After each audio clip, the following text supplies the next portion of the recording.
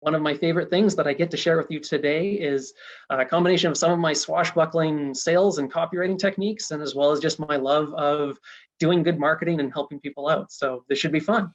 So let's back up a little and talk about copywriting, because as I move in myself more into the copywriting world and sales copywriting, etc., layman terms, copy, everybody knows copy is anything you write, right? It's whatever. When I talk about building your digital footprint and understanding your copy. That's actually a really good question, because this word it's sort of like branding in that a lot of people have some understanding of what it is, but if you ask 10 people, you'll get 10 different answers. So to me, there are really two types of copywriting, two buckets that we can put copywriting into. One of them is direct response copy, which is where you write a piece and you want a person to take one specific action at the end of that piece. That might be an ad, that might be a sales letter, that might be a page where you're getting someone to book a call. The overarching principle is some amount of text and one specific call to action.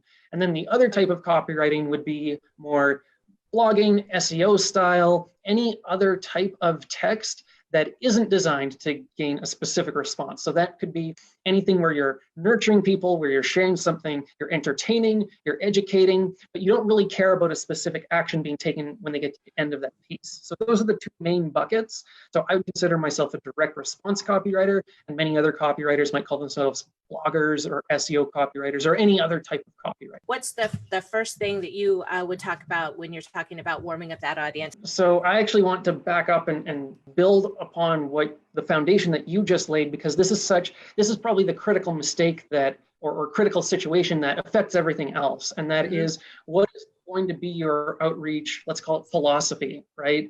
Do I want to, let's say, blast my offer to as many people as possible and hope someone responds? No, right? I think we can all agree that getting those offers is really annoying, but it's really tempting to do because it's so easy to automate this sort of thing. So to me, the perfect place to start with any sort of outreach and really any sort of marketing campaign in general is something that I call client selection, which is where you're being very specific about I call them qualifying factors, but it might be not the perfect term for this, because it's not as simple as simply qualifying, like you meet XYZ criteria and that means I want to work with you.